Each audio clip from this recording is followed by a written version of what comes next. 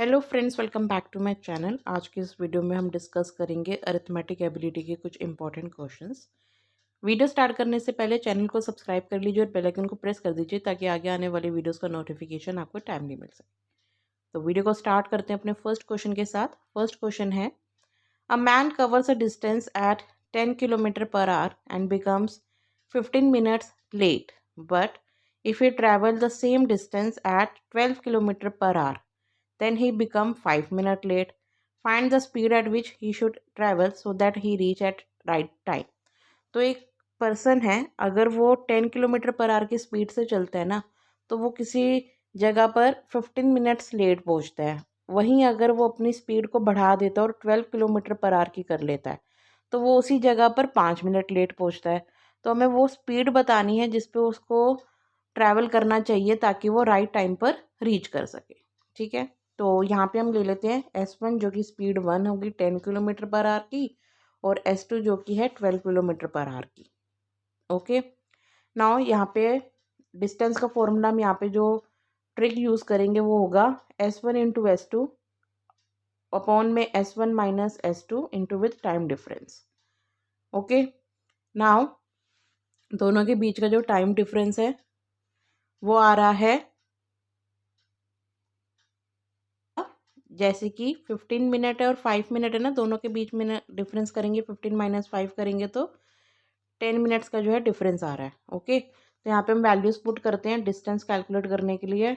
10 multiply with 12 upon with S1 minus S2 that is 12 minus 10 which is equals to 2, और दोनों के बीच का difference आ रहा है, टाइम डिफरेंस वो आ रहा है 10 मिनट्स का। मिनट्स को आर में कन्वर्ट कर लेंगे 60 से डिवाइड करके, तो ये आ जाएगा 10 किलोमीटर। तो हमारा डिस्टेंस कैलकुलेट हो गया। करेक्ट। नाउ टाइम कैलकुलेट करना है। नाउ टाइम का फॉर्मूला क्या होता है? टाइम का फॉर्मूला होता है distance upon speed. Time is equals to distance upon speed. ठीक है, अब लेट कर लेते हैं, जब उसकी स्पीड जो है 10 किलोमीटर की है तो डिस्टेंस कितना आ गया 10 और स्पीड कितनी आ गई 10, तो 10 अपॉन 10 डेट इज़ 1 आवर। लेकिन अगर वो 1 आवर लेता है तो वो 15 मिनट लेट पहुंचता है। तो एक्चुअल टाइम क्या होगा? 16 माइनस 15 दैट इज़ 45 मिनट्स। तो एक्चुअल टाइम जो है 45 मिनट्स का है। तो टू रीच ऑन टाइम उसकी जो स्पीड होनी चाहिए वो क्या होनी चाहिए? Speed is equals to distance upon time. Distance कितना है 10 और टाइम कितना है 45 मिनट्स। 45 मिनट्स को आर में कन्वर्ट कर लेंगे तो ये आ जाएगा हमारा 13.33 किलोमीटर पर आवर जो है उसकी स्पीड होनी चाहिए। Ratio of present age of A and B is 4:7. After 12 years, the ratio of their ages become 11:17. What is the present age of A? तो A और B की जो प्रेजेंट एज का रेशियो है ना वो हमारे को दे रखा है 4:7 का। ठीक है, अब देखो 4:7 दोनों न्यूमिनेटर और डिनोमिनेटर में डिफरेंस कितना है 3 का। आफ्टर 12 ईयर्स जो उनकी रेशियो एज का है वो है 11:17, और न्यूमिनेटर और डिनोमिनेटर में कितना डिफरेंस है 6 का। तो यहाँ पे पहले हम ना इनके डिफरेंस को इक्वल कर लेते हैं। ओके, तो जब हम इनके डिस्टेंस को इक्वल करेंगे ना तो हम क्या करेंगे, यहाँ पे हम इसके डिफरेंस को इक्वल करने के लिए मल्टीप्लिकेशन कर देंगे। तो 4 को मल्टीप्लाई करेंगे 6 से आ जाएगा 24, और 7 को भी मल्टीप्लाई करेंगे 6 से तो आ जाएगा 42।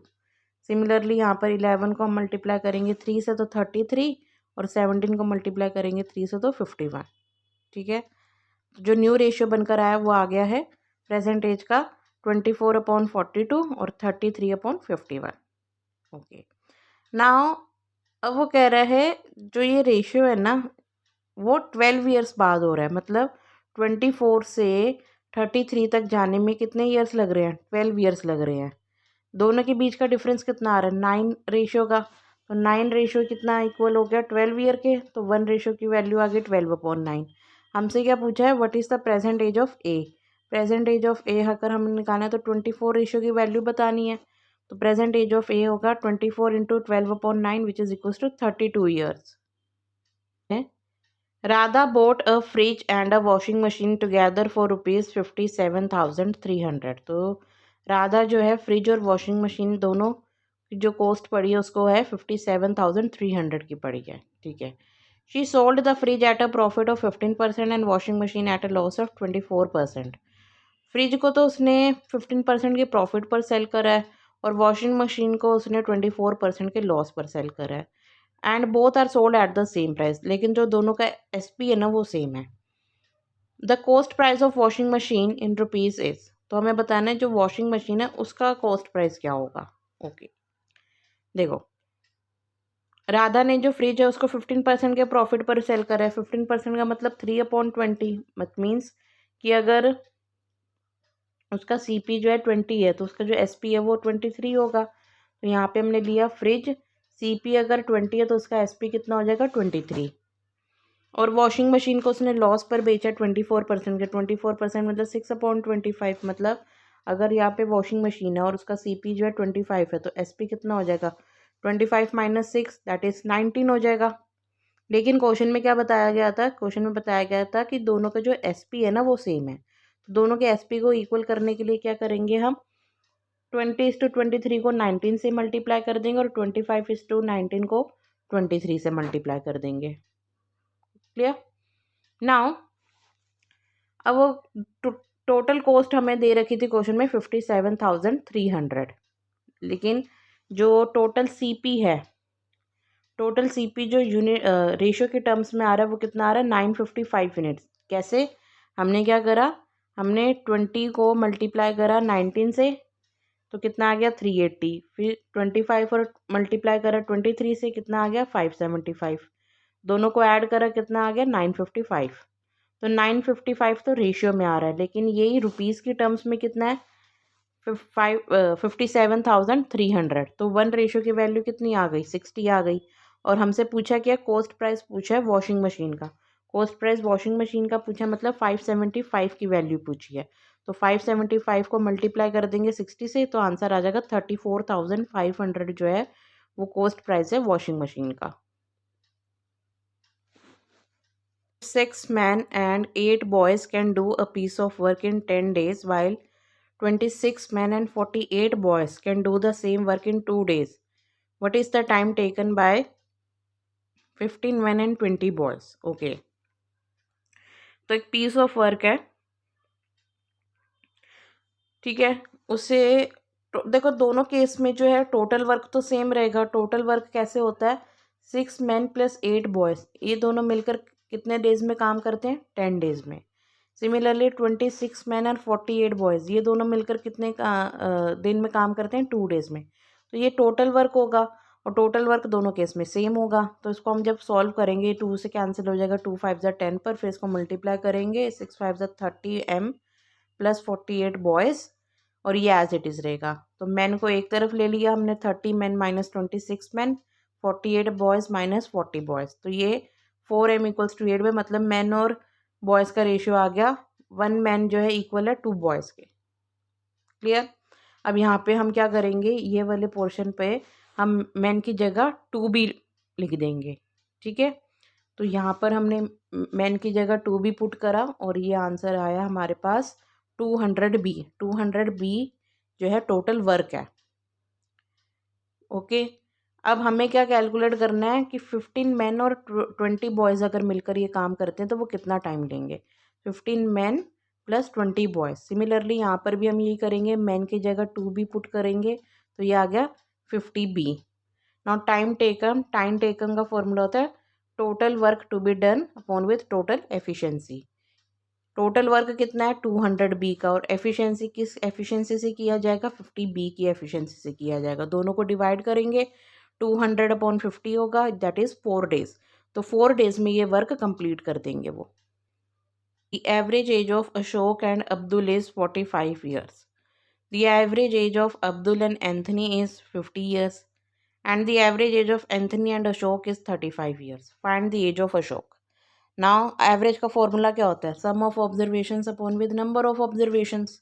तो यहाँ पर जो हमारे को अशोक और अब्दुल की एवरेज दे रखी है 45 ईयर्स, तो यहाँ से हम अशोक और अब्दुल की एज का सम निकाल सकते हैं। 45 × 2 दैट इज़ 90। सिमिलरली यहाँ पे हमें एवरेज एज ऑफ अब्दुल और एंथनी की दे रखी है 50 ईयर्स, तो अब्दुल और एंथनी की एज का सम कितना हो जाएगा 100, और एंथनी और अशोक की एज का सम कितना हो जाएगा 35 इंटू 2 डेट इज 70। अब जब हम इतने तीनों को ऐड करेंगे तो ये 2 times of Ashok plus Anthony plus Abdul, और यहाँ पर जब हम ऐड करेंगे तीनों को तो यह बन जाएगा 260। ओके, अब यहाँ पे हमें कैलकुलेट क्या करनी है, एज ऑफ अशोक कैलकुलेट करनी है। तो यहाँ पे एंथनी और अब्दुल की एज को पुट कर देंगे। एंथनी और अब्दुल की एज कितनी आ रही है, एंथनी और अब्दुल की एज आ रही है 100 ईयर्स की। तो यहाँ पे वैल्यूज़ पुट कर देंगे तो अशोक की एज कैलकुलेट हो जाएगी 130 minus 100 that is 30 years. Compound interest on a sum of money for 2 years is rupees 832, and simple interest on same sum for same period is 800.